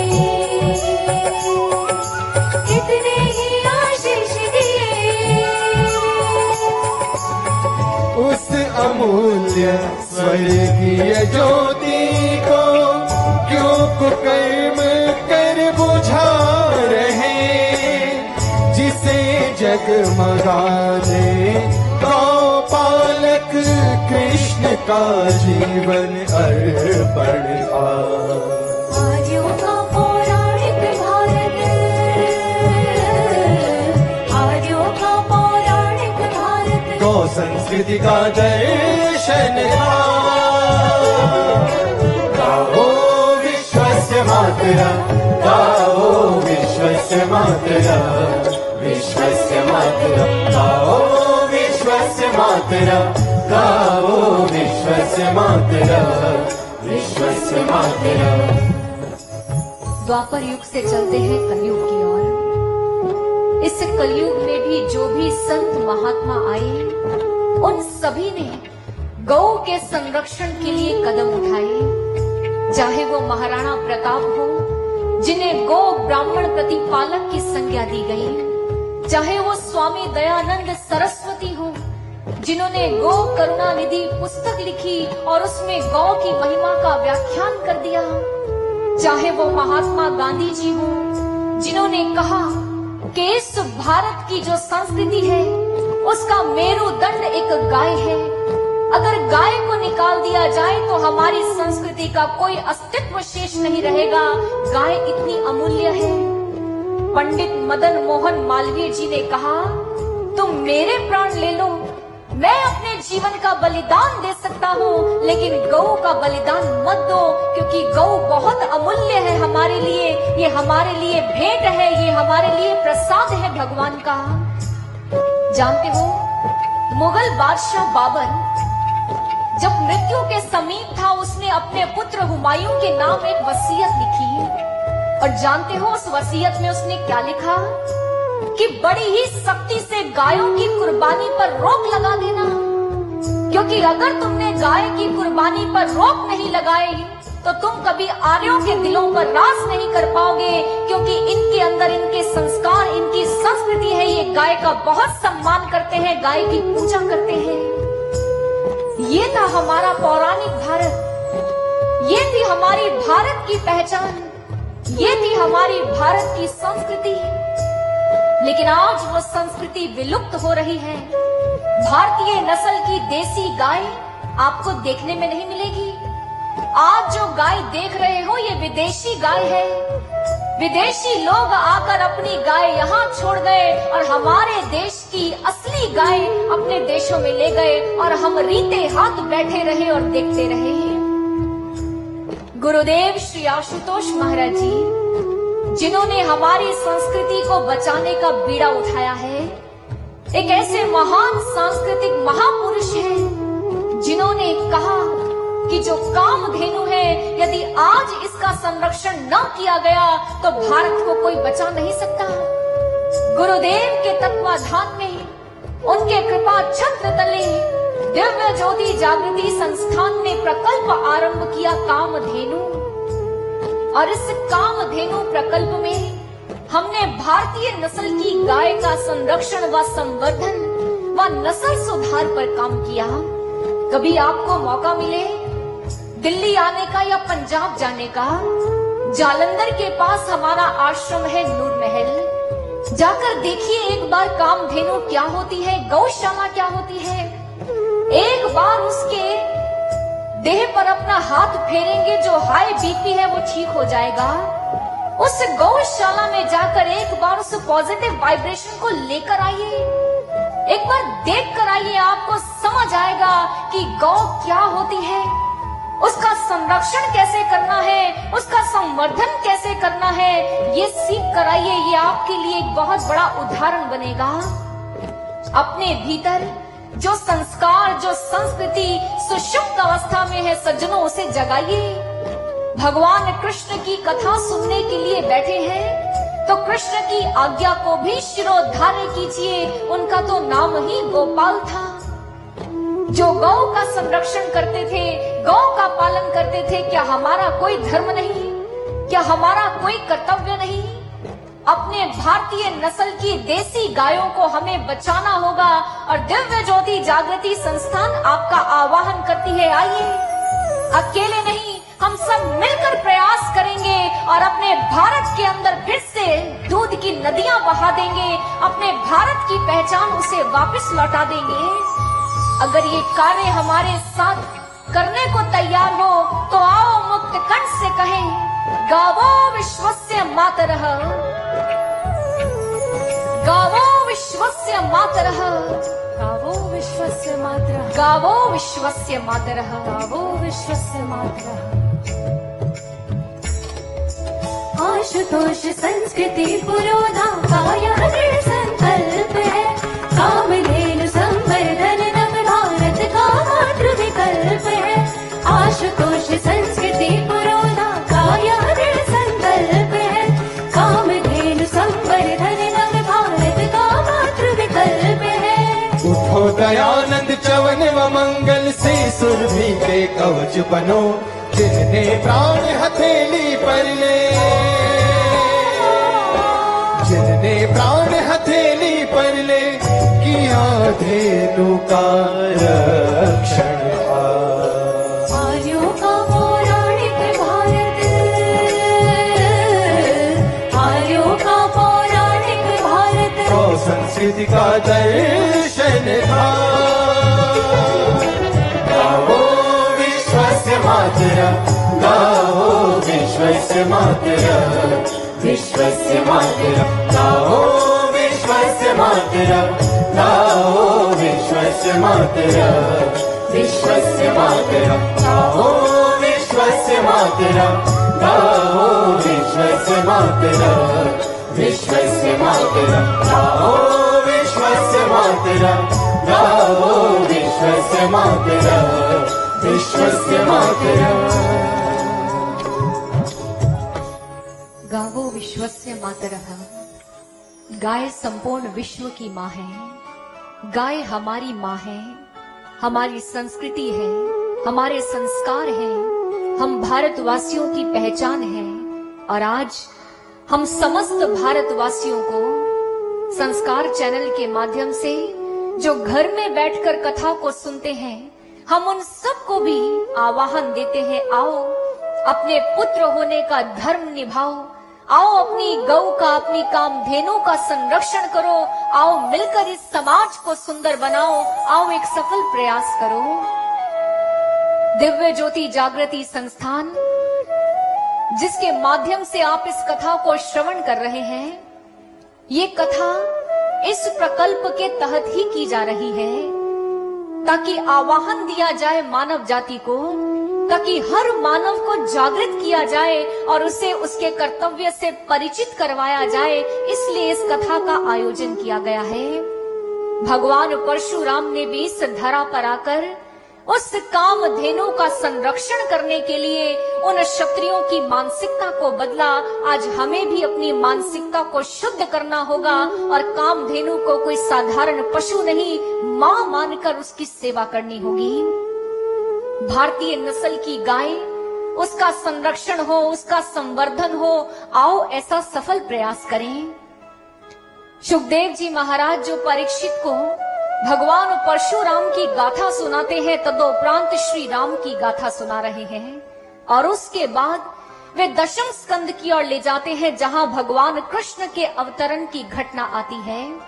किस प्रकार द्वापर युग के भीतर मां वसुंधरा त्राही त्राही कर उठी, ब्रह्मा जी के पास पहुंची, कहने लगी, त्राही माम प्रभु त्राही माम, रक्षति प्रभु रक्षति, मैं इन पापियों के बोझ को वहन नहीं कर सकती, मुझे इस अधर्म से मुक्ति दिलाइए। ब्रह्मा जी ने कहा, वसुंधरा हम तो स्वयं ही असमर्थ हैं, चलो चलते हैं भगवान श्री हरि के पास। ब्रह्मा जी, वसुंधरा ने गौ का रूप बनाया, भगवान शिव, सनकादि मुनि सभी क्षीर सागर के किनारे पहुंच गए। हाथों को जोड़कर प्रभु से अनुनय विनय किया, हे प्रभु, ये द्वापर युग आपको बुला रहा है प्रभु, वसुंधरा इस अधर्म, इस पाप को और सह नहीं सकती। प्रभु इसका अंत करने चले आइए। मत्स्याश्व कच्छप नृसिंह वराह हंस राजन्य विप्र विबुदेशु कृतावतारः त्वं पासी नस्त्री भुवनम च यथा धुनेश भारम भुवो हर यदुतम वंदनम ते। हे मत्स्य अवतार को धारण करने वाले श्री हरि, हे परशुराम को धारण करने वाले नारायण, कभी आप राम के रूप में आए, कभी आपने वराह का अवतार लिया, कभी कच्छप बनकर आए। एक बार पुनः ये संपूर्ण धरा व्याकुल होकर क्रंदन कर रही है। प्रभु आकर इसकी रक्षा कीजिए। जैसे ही सब नेत्र मूंदे प्रभु के चरणों में प्रार्थना कर रहे हैं, उसी क्षण ब्रह्मा जी के अंतर मन में भगवान की आकाशवाणी सुनाई दी। प्रभु ने ब्रह्मा जी से कहा, हे ब्रह्मदेव, आप वसुंधरा से कह दीजिए कि शीघ्र अति शीघ्र हम इस द्वापर युग में अवतार लेकर आने वाले हैं और हम जल्दी ही धर्म की स्थापना करेंगे और अधर्म का विनाश करेंगे। ब्रह्मा जी ने नेत्र खोले, वसुंधरा से कहा कि हमारे प्रभु ने वरदान दिया है कि वो शीघ्र धरा पर आएंगे और सभी इन पापियों का, अधर्मियों का अंत करेंगे। वसुंधरा ने सुना, प्रसन्न हो गई। समस्त देवता रूप बदलकर धरती पर जाकर प्रभु के आगमन की तैयारियों में जुट गए। दूसरी ओर हमारे प्रभु ने स्वयं तैयारी पूर्ण की। देवकी जी का विवाह वसुदेव जी के साथ संपन्न हुआ और जैसे ही देवकी जी अपने ससुराल की ओर बढ़ने लगी, रथ पर बैठी, कि तभी कंस आकर उस रथ की बलगा को थाम कर बैठ गया। कहने लगा, मैं अपनी बहन को अकेले थोड़े न जाने दूंगा। अरे कंस अपनी बहन देवकी से बहुत प्रेम करता है, आज वो स्वयं अपनी बहन को उसके ससुराल छोड़कर आएगा।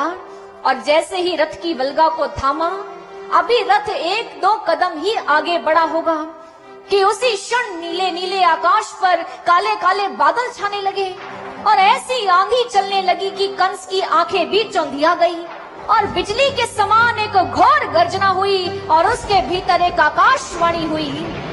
और उस आकाशवाणी ने क्या कहा, रे मूर्ख कंस, ये किसे बिठाकर अपने रथ में लिए जा रहा है?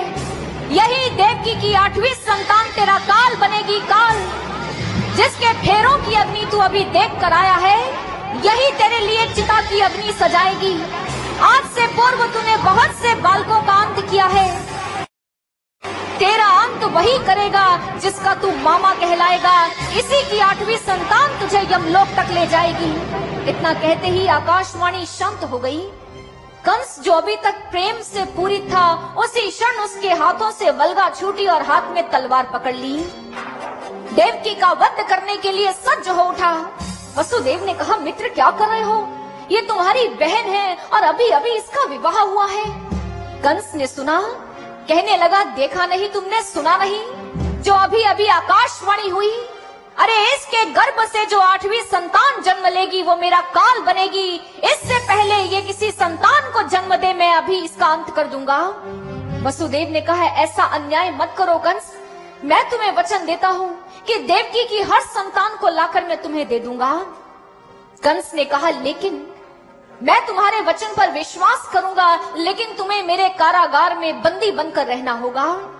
वसुदेव जी ने देखा कि और कोई विकल्प नहीं है, बंदी बनने के लिए तैयार हो गए। कंस ने सैनिकों को आदेश दिया कि ले जाओ वसुदेव और देवकी को और ले जाकर काली कोठरी में बंद कर दो। काली कोठरी में देवकी और वसुदेव जी को बंद कर दिया गया। समय बीता, पहले शिशु ने जन्म लिया और वचन के अनुसार उसे लेकर वसुदेव जी कंस के पास आ गए। जैसे ही उस नन्हे से बालक को देखा, कंस का पाषाण हृदय द्रवित हुआ। वसुदेव जी से कहने लगा, ले जाइए इसे, मुझे भय तो 8वीं संतान से है, ये तो पहली संतान है। वसुदेव जी अपने पुत्र को लेकर वापस कारागार में आए और देवकी मैया और वसुदेव जी बड़े प्रसन्न हैं। तभी देवर्षि नारद जी कंस महाराज के महल में प्रवेश करते हैं। नारायण नारायण, हमने तो आज से पूर्व सुना था कि कंस महाराज बड़े ही बुद्धिमान हैं, लेकिन आज जो दृश्य देखा उससे तो ये नीरे मूर्ख जान प्रतीत होते हैं। कंस ने सुना, कहने लगा, नारद जी ये कैसी बातें कर रहे हो? देवर्षि नारद जी ने कहा, नारायण नारायण, अरे जो अभी अभी देखा बस वही कह दिया। वसुदेव जी अपने पुत्र को लेकर आए और तुमने उसे जीवन दान दे दिया। कंस ने ठहाका लगाकर हंसते हुए कहा, नारद जी, आपने आकाशवाणी ढंग से नहीं सुनी। मुझे भय देवकी की पहली संतान से नहीं, मुझे भय देवकी की 8वीं संतान से है। ज्यों ही नारद जी ने सुना, कहने लगे, नारायण नारायण, क्या कमल के पुष्प को देखकर बता सकते हो कि पहली पंखुड़ी कौन सी है और 8वीं कौन सी? क्या मुट्ठी भर रेत के कण आपके समक्ष ले आऊं? क्या उन कणों को देखकर बता सकते हो पहला कण कौन सा और 8वां कण कौन सा? कंस ने कहा, अर्थात आप क्या कहना चाहते हैं? नारद जी ने कहा, मैं कुछ नहीं कहना चाहता, बस जो देखा बता दिया। कंस ने कहा, अर्थात आप ये चाहते हैं कि मैं देवकी के प्रत्येक संतान को मृत्यु दे दूं? नारद जी ने कहा, नारायण नारायण, अरे हमने कब ऐसा कहा? हमें तो जो समझ में आया हमने बता दिया, अब हम चले। नारायण नारायण करते हुए प्रस्थान कर गए। आज नारद जी ने जो किया वो बुरा नहीं था। नारद जी ने सोचा, कंस पाप नहीं करेगा तो घड़ा कैसे भरेगा, और अगर घड़ा नहीं भरेगा तो शीघ्र कैसे मरेगा। प्रभु को जल्दी से धरा पर लाना था, इसलिए अपना काम किया और चले गए।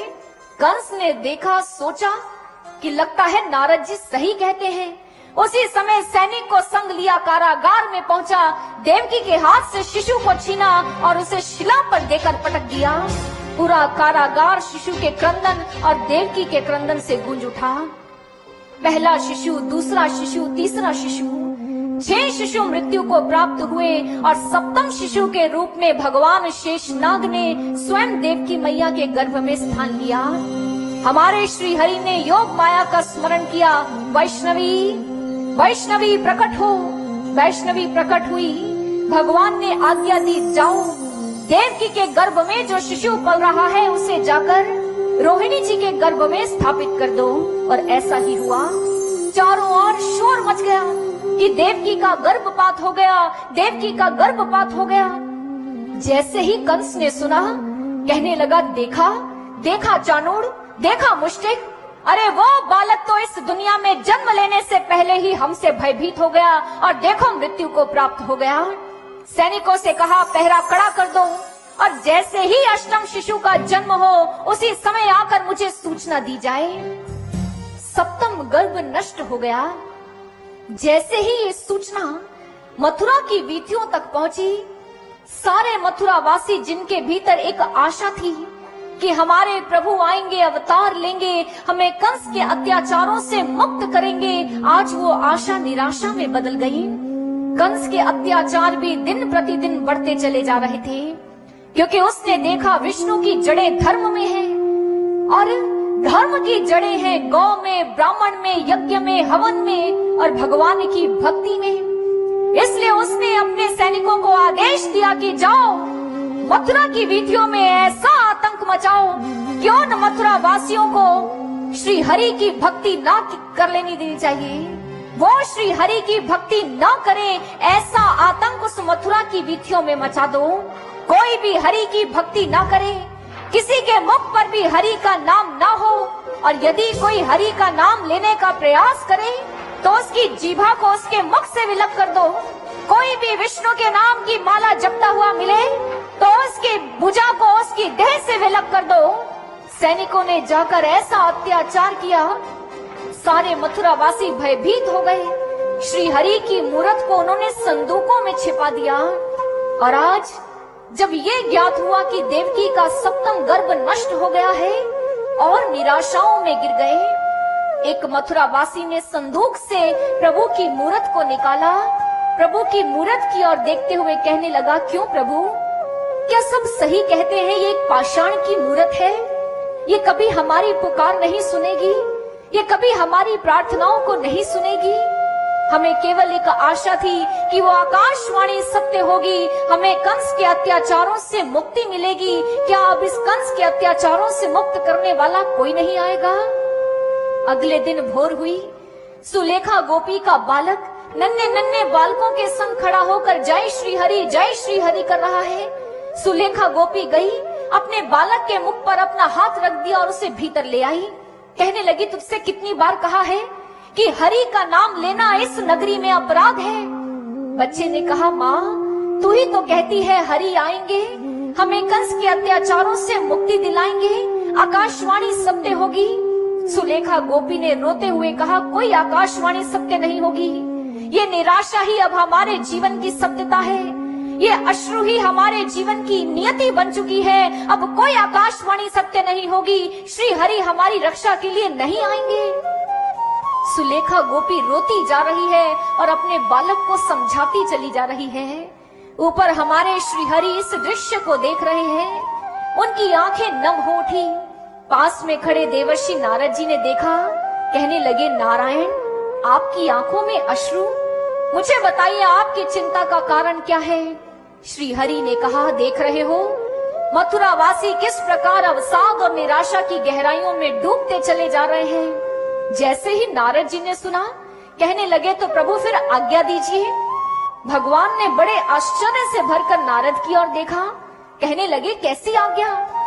नारद जी ने कहा, प्रभु का दास कभी न होवे उदास, बस आप इस दास को आज्ञा दीजिए कि मैं झट से जाऊं और मथुरा वासियों की निराशाओं को आशा में बदल दूं। जैसे ही प्रभु ने सुना, मुस्कुराते हुए नारद जी से कहा, जाओ नारद जाओ, जाकर मथुरा वासियों को आश्वासन दो कि उनके हरि अवश्य आएंगे और उनकी पीड़ाओं को, उनके संकटों को अवश्य हर ले जाएंगे। जाओ उनसे कहो, यदा यदा ही धर्मस्य ग्लानिर्भवति भारत, अभ्युत्थानम अधर्मस्य तदात्मानं सृजाम्यहम्, परित्राणाय साधूनां विनाशाय च दुष्कृतां, धर्म संस्थापनार्थाय संभवामि युगे युगे।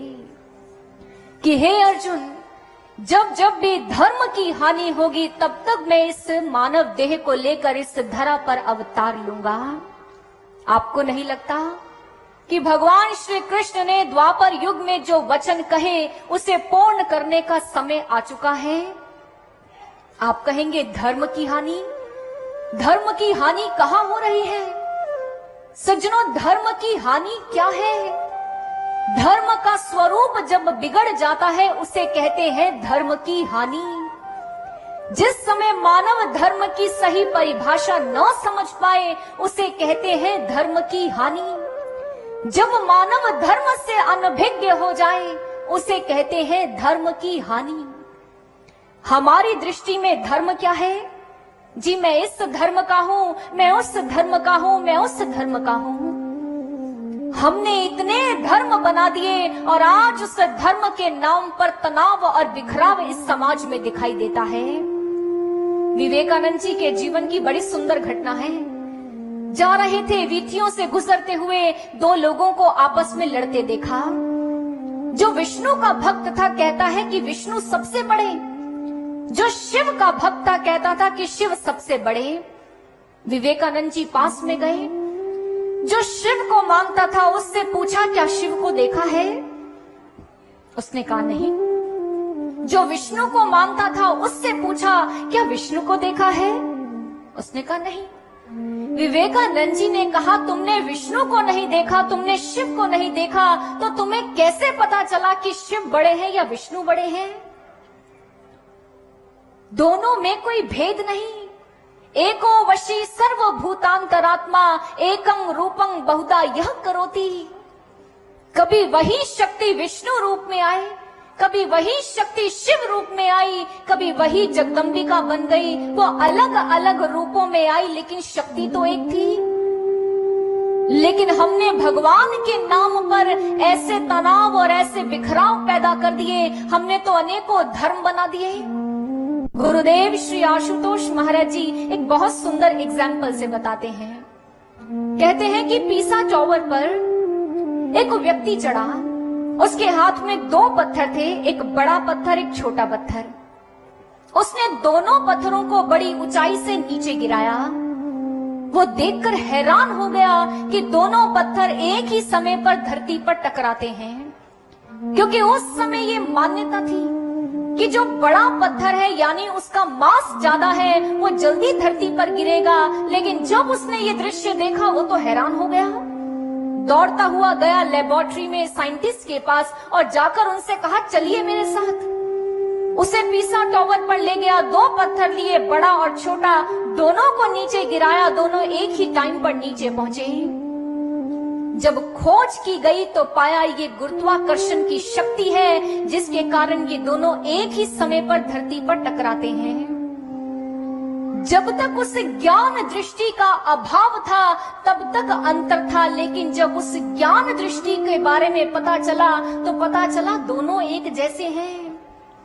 इसी अज्ञानता के कारण आज हमने भगवान को बांटा है। इसी अज्ञानता के कारण आज धर्म की हानि हो रही है। हम धर्म की परिभाषा समझ नहीं पाए सज्जनों। गायत्री मंत्र किसे किसे आता है जरा बताइए। हम यहां से बोलेंगे, आप हमारे साथ दोहराइएगा। ओम भूर्भुवः स्वः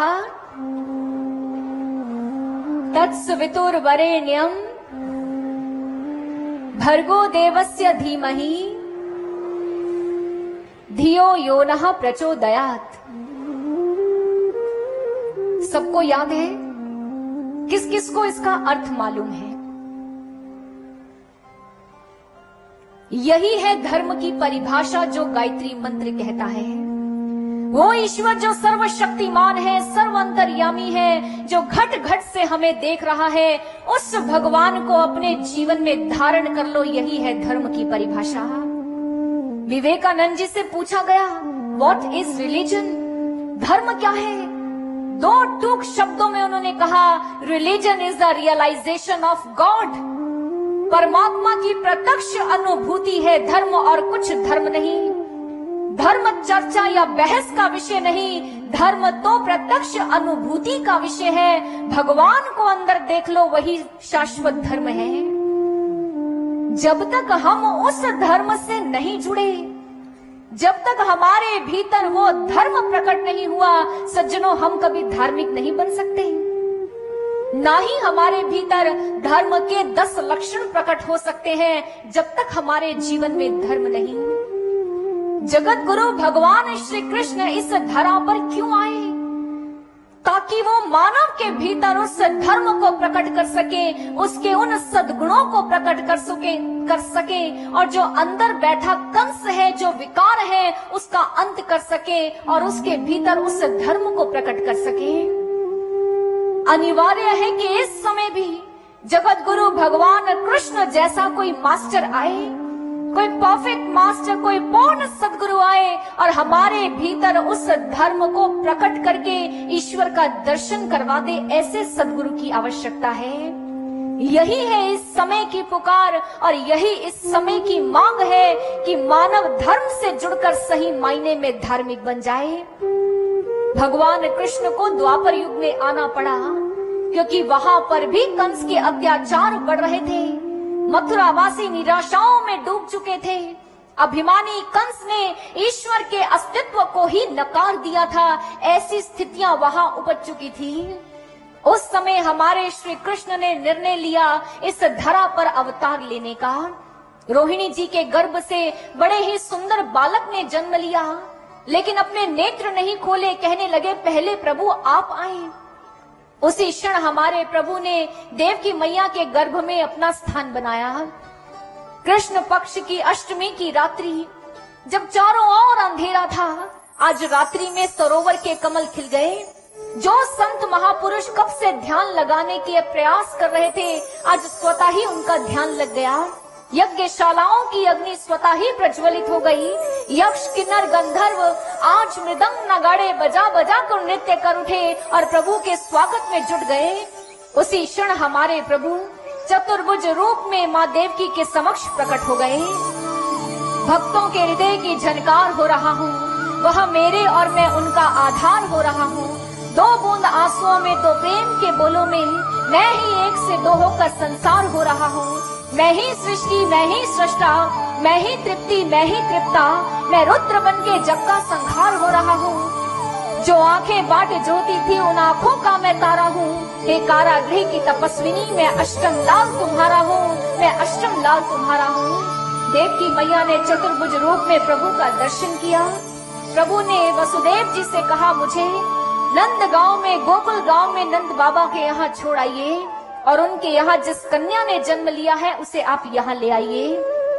वसुदेव जी ने चतुर्भुज रूप में जो नारायण हैं, अब जो बाल गोपाल के रूप में देवकी मैया की गोद में खेल रहे हैं, उन्हें एक छोटी सी टोकरी में डाला। लेकिन असमंजस में है कि बाहर तो दरवाजे बंद हैं, ताले लगे हैं, सैनिक हैं, कैसे जाऊंगा।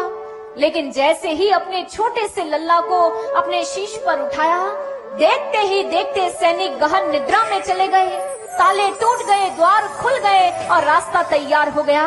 वसुदेव जी अपने बालक को लेकर चल दिए नंदगांव की ओर। मार्ग में यमुना जी आई। यमुना जी का जल आज सारी सीमाओं को लांग रहा था। किसी ने पूछा, यमुना आज तुझमें ये बाढ़ कैसे? यमुना ने कहा, बाढ़ नहीं, हम नदियां हमेशा समुद्र में मिलने जाती हैं, लेकिन आज समुद्र हमसे मिलने आ रहा है। ये तो मेरी प्रसन्नता है। मैं अपने प्रभु के चरणों को स्पर्श करना चाहती हूँ। और हमारे प्रभु ने टोकरी से नन्हे नन्हे पांव को नीचे लटका दिया और यमुना ने प्रभु के चरणों का स्पर्श किया और उसका स्तर नीचे हो गया। वसुदेव जी ने अपने पुत्र को वहां रखा और नन्ही सी कन्या को उठाया और वापस कारागार में। जैसे ही शिशु का क्रंदन सुनाई दिया, सैनिक अपनी निद्रा से जागे, द्वार बंद थे, ताले जड़े हुए थे, द्रुत गति से पहुंचे कंस महाराज के पास। महाराज महाराज वो आपके काल ने जन्म ले लिया। क्या बकता है महाराज? वो महाराज, वो देवकी की 8वीं संतान ने जन्म ले लिया। महाराज, देवकी की 8वीं संतान ने जन्म ले लिया। जैसे ही कंस ने सुना, लंबे लंबे डग भरता हुआ गया, देवकी के हाथों से शिशु को छीना और इससे पहले वो उसे शिला पर पटकता। वो कन्या कंस के हाथों से छूटकर अष्टभुजा दुर्गा भवानी के रूप में प्रकट हो गई। कहने लगे, मूर्ख कंस, बंद कर अपने ये अत्याचार, तेरा काल जन्म ले चुका है। इतना कहकर वो देवी अंतर्धान हो गई। दूसरी ओर गोकुल भूमि में सुबह सुबह नंद राय जी की बहन सुनंदा आई। आकर यशोदा जी के पास खेलते नन्हे बाल गोपाल को देखा। दौड़ती हुई गौशाला में गई, कहने लगे, भैया बधाई हो, लल्ला भयो है। जैसे ही नंद बाबा ने सुना, क्या लल्ला भयो है? साची कहती है। कहने लगी, हाँ लल्ला भयो है, बड़ा सुंदर है। नंद बाबा ने उसी क्षण अपने कार्यों को विराम दिया, अपने घर की ओर दौड़े। सारे गोकुल वासियों को पता चला, अरे यशोदा जी के यहाँ लल्ला भयो है। लल्ला सारे ढेरों उपहार लेकर, सुंदर सुंदर वस्त्र पहनकर यशोदा जी के आंगन में आ गए और अब लगे यशोदा जी और नंद राय जी को बधाई देने। जिस दिन वो आनंद कंद भगवान भीतर प्रकट हो गया, उस दिन जीवन, संपूर्ण जीवन एक उत्सव बन जाएगा।